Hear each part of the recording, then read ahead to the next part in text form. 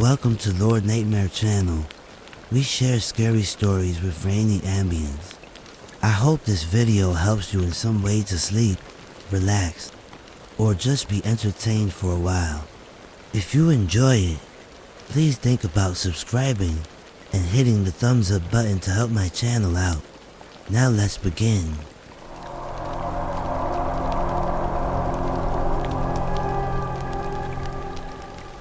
It was one of those nights where you wish you weren't home alone. The kind of night when the silence is so thick it feels like the walls themselves are listening. I had just gotten home, and everything felt off. I couldn't pinpoint it, but there was a tension in the air that made my skin crawl. After tossing my keys on the counter, I set about my usual routine. I locked the doors, checked the windows, and turned on some lights. My little one-story house felt like a fortress most of the time, but tonight it felt like a cage. I had barely settled on the couch with my phone when it buzzed. A text from an unknown number. "Why didn't you lock the back door?" My heart stopped. My eyes darted to the kitchen, where I could see the back door from my seat. It was locked. I knew it was locked. "I just checked it," I replied. "Who is this?" 3 dots appeared, then vanished. No reply. My hands trembled as I stared at the screen. I convinced myself it was a prank and tried to brush it off, but the knot in my stomach only grew tighter. A loud creak shattered the silence. It came from the hallway. My head snapped toward the sound, my pulse pounding in my ears. I grabbed a flashlight from the coffee table and crept toward the noise. The hallway was empty. I checked every door, every closet. Nothing. Returning to the living room, I tried to calm myself. Maybe it was the house settling, I thought. I sank back onto the couch and turned on the TV for background noise. But then the text came again. "I'm inside." I froze. My breathing hitched, and I felt a cold sweat break out across my back. Slowly, I scanned the room, flashlight in hand. "This isn't funny," I typed back, my fingers shaking. Still no response. The TV flickered for a moment, and then the power cut out completely. Darkness swallowed the room. I was plunged into silence so deep I could hear my own heartbeat. I clutched the flashlight like a lifeline and grabbed a kitchen knife. My phone screen glowed faintly as I dialed 911. The operator's calm voice felt like a lifeline as I whispered, "Someone is in my house. I think they're watching me." "Stay on the line," she said. "Officers are on their way." Suddenly, I heard a noise from the back door. A soft, deliberate knock. My heart leapt into my throat. I pointed the flashlight toward the door, its thin beam slicing through the darkness. Nothing. Then the knock came again, louder this time. "Who's there?" I called out, my voice cracking. No answer. The doorknob jiggled and my breath caught. It wasn't the wind. Someone was there trying to get in. The operator's voice in my ear urged me to stay calm, but every fiber of my being screamed to run. My grip tightened on the knife as I backed into a corner of the living room. Then, a shadow moved past the front window. My blood ran cold. Whoever it was, they weren't trying to hide anymore. They were letting me know they were there. Watching. The doorknob rattled again, harder this time, followed by the unmistakable sound of heavy breathing just outside. My phone vibrated in my hand. Another text. "I see you." Tears streamed down my face as I whispered into the phone, "They're at the door. Please hurry." "The officers are close," the operator reassured me. But then everything went silent. The rattling stopped. The breathing stopped. The only sound was the distant wail of sirens approaching. The shadow outside the window disappeared. When the police arrived, they searched the entire property. Whoever it was had vanished, leaving behind only a muddy footprint by the back door. The officers told me to stay with a friend for the night, but even now, I can't shake the feeling that they're still out there. Watching. Waiting.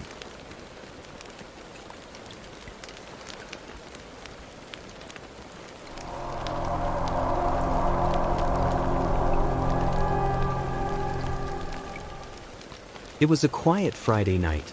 My week had been long and tiring, and I was looking forward to some time alone at home to unwind. My friends had invited me out, but I declined. A night in sounded much more appealing. I thought, what's better than a warm blanket, some snacks, and a good movie? Little did I know that this night would be anything but relaxing. Around 8 p.m., the sun had completely set, and the house was blanketed in darkness, save for the soft glow of my living room lamp. I grabbed a bowl of popcorn and nestled into the couch, scrolling through Netflix. The sound of the opening credits filled the room, blending with the faint hum of the refrigerator in the kitchen. Everything seemed perfectly normal until it wasn't. About 20 minutes into the movie, I heard a faint noise.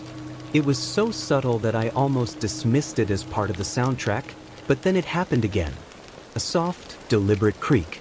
It sounded like it came from the hallway just outside the living room. I paused the movie and strained my ears, but all I could hear was the sound of my own breathing. Probably just the house settling, I muttered to myself, trying to shake off the unease creeping up my spine. But as I pressed play, my focus wavered. I kept glancing toward the hallway, half expecting to see something, someone. Minutes later, I heard it again. This time, it wasn't just a creak. It was the unmistakable sound of footsteps, slow, deliberate, and eerily soft. My heart rate spiked. I grabbed the remote and muted the TV, the silence now deafening. "Hello," I called out, my voice trembling. No response. Just the sound of my heartbeat pounding in my ears. I told myself to stay calm. Maybe it was my imagination, or maybe a neighbor's noise had carried through the walls. But deep down, I knew it wasn't that. Those footsteps were inside the house. Gripping my phone, I stood up and cautiously moved toward the hallway. Every step felt heavier, my breathing shallow. The hallway was pitch dark. I flipped the switch, flooding it with light. Nothing. Just the empty corridor leading to the bedrooms. I forced a laugh, trying to convince myself I was being ridiculous. Maybe I hadn't heard anything at all. Deciding I was overreacting, I went back to the living room, plopped on the couch, and tried to focus on the movie again. But the uneasy feeling lingered. Then came the sound that made my blood run cold. It was a low, scraping noise, metal against wood. It came from the back door. Slowly, I turned my head, my eyes fixed on the kitchen entrance. The door leading to the backyard was just beyond it. I grabbed the closest thing I could use as a weapon, a heavy glass candle holder, and tiptoed toward the noise. My hands were shaking, my mind racing through every possible explanation. Maybe it was the wind, maybe a stray animal. But as I peeked around the corner into the kitchen, I saw it. The back door, it was slightly ajar. My stomach dropped. I was certain I'd locked it. I stared at the door, paralyzed. Had someone broken in? Was someone inside the house right now? Summoning every ounce of courage, I reached out and pushed the door closed, locking it firmly. But as I turned to head back to the living room, I heard another noise. This time, it was a soft thud, like something, or someone, had dropped to the floor upstairs. I froze, my eyes darting to the staircase. I hadn't been upstairs all day. My mind raced. Should I go check, or should I run? My phone was still in my hand, so I quickly dialed 911, whispering to the operator that I thought someone was in my house.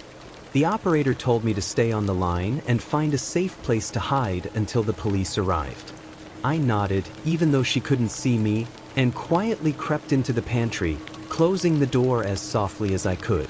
The darkness inside was suffocating. I could hear my own breathing, shallow and erratic, as I strained to pick up any sound from upstairs. Minutes felt like hours. Then I heard it again, the footsteps. They were coming down the stairs, slow and deliberate. My entire body was trembling. I gripped the phone tighter, pressing it against my ear, barely daring to breathe. The footsteps reached the bottom of the stairs. And then, silence. I'd never been so terrified in my life. The operator's voice in my ear was the only thing grounding me. "Stay calm," she whispered. "Officers are on their way." Suddenly, the pantry door handle rattled. My heart stopped. Whoever it was, they knew I was in there. I stifled a scream, backing as far into the corner as I could. The handle rattled again, harder this time. I clutched the glass candle holder, ready to swing with all my might. And then, nothing. The rattling stopped.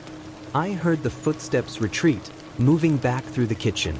Moments later, there was a loud knock at the front door, followed by a man's voice shouting, "Police!" Relief flooded through me.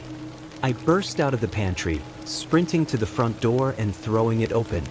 2 officers stood there, their expressions serious. They entered the house, guns drawn, and began a thorough search. After what felt like an eternity, they returned. "The house is clear," one of them said, "but the back door lock looks like it was tampered with. Someone definitely tried to get in." I nodded, my hands still shaking. I heard them. They were inside. They tried to open the pantry door. The officer gave me a reassuring look. "You're safe now. But it's a good thing you called when you did." That night, I didn't sleep. I couldn't. Every little sound made me jump. Even now, whenever I'm home alone, I can't shake the memory of that night. The feeling of being watched. The terror of knowing someone was inside my house. And the worst part? They never caught whoever it was.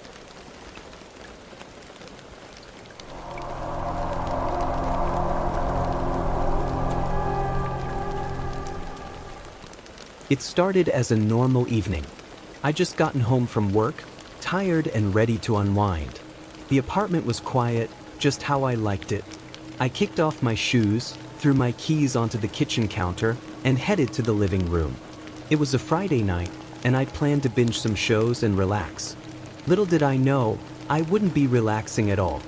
Around 7 p.m., the sun dipped below the horizon, and shadows stretched across the room. I had a single lamp on in the corner, casting a warm glow, but the rest of the apartment felt darker than usual. It's weird, I'd lived there for over a year, but something about that night felt off. I grabbed a snack from the kitchen and settled on the couch, scrolling through my phone. That's when I heard it, a faint thud from somewhere in the apartment. I froze, my eyes darting toward the hallway. It wasn't a loud sound, just enough to grab my attention. Probably just the neighbors, I muttered to myself. But my neighbors were quiet people, and I usually couldn't hear much from their apartments. Still, I brushed it off and tried to focus on my phone. A couple of minutes later, another sound. This time, it was a creak, like the floorboards shifting under someone's weight. My stomach tightened. The only problem? I lived alone. I stared down the hallway, the darkness at the end seeming to press in closer. My logical brain fought with my gut instinct. It's an old building, I told myself. The floors creak. But I couldn't shake the feeling that something wasn't right. Trying to calm myself, I stood up and walked to the kitchen to get a drink of water. As I poured the water into the glass, I thought I heard another sound, a faint shuffle, like fabric brushing against something. This time, it felt closer. I stood there, holding my breath, listening. The refrigerator hummed. The faucet dripped. But that sound? It was gone. My heart pounded in my chest as I turned back toward the living room. And that's when I noticed something. The door to my bedroom, which I always kept open, was now slightly ajar. Every nerve in my body screamed at me to run, but where would I go? What if someone was in there, hiding? My phone was still on the couch, uselessly far away. I took a step closer to the hallway, squinting toward the door. It was so still, so quiet, that I could hear my own breathing. "Hello," I called out, my voice shaky and small. No answer. I inched toward the bedroom, trying to convince myself that maybe I'd just forgotten to close the door all the way. But I knew that wasn't true. I'm meticulous about locking doors and keeping things just so. My hand hovered near the doorknob as I debated what to do. Should I push it open? Should I call the police? Before I could decide, I heard a sudden noise behind me. A sharp click. It was the sound of the bathroom door shutting. I spun around so fast I almost lost my balance. My blood turned cold. The bathroom door had been wide open just moments ago. "Who's there?" I shouted, my voice cracking. My hands trembled as I backed away, feeling completely exposed. Still no answer. I reached for my phone on the couch, my fingers fumbling to unlock it. But as I was dialing 911, I stopped. I heard breathing. Low, steady, and deliberate. It was coming from the hallway. Every instinct told me to run, but something kept me rooted in place. The breathing grew louder. It wasn't mine. My breath was ragged and shallow. This was different. It was slow, like whoever it was knew I was scared, like they were enjoying it. Finally, I forced myself to move. I bolted to the front door, heart hammering in my chest. I grabbed the lock and twisted it, but just as I swung the door open, I heard a whisper. "Don't leave." It was so soft, so close, that I felt it against my ear. I didn't look back. I slammed the door behind me and sprinted down the hallway, not stopping until I was outside, under the streetlights. I stood there, shaking, staring up at my apartment window. The curtains were drawn, but I swore I saw movement, a shadow shifting behind the fabric. I called the police from my car, unable to stop glancing over my shoulder. When they arrived, they searched the apartment. They found nothing. No signs of forced entry. No one hiding in the closets or under the bed. Nothing. The officers told me it was probably my imagination, that I might have been tired and spooked myself. But I knew what I heard, what I felt. I didn't sleep there that night. In fact, I didn't go back for a few days. When I finally did, everything seemed normal. But sometimes, when I'm alone and the apartment is too quiet, I'll hear it again. A faint creak, a shuffle, or breathing that isn't mine. And I'll wonder if they ever really left. Have you ever had a moment where you felt like you weren't truly alone? Maybe a sound you couldn't explain or a feeling you couldn't shake. Share your experience in the comments below. I'd love to hear your stories. And if this gave you chills, don't forget to like, subscribe, and hit the bell for more stories like this. Who knows? Your story might just be featured in my next video.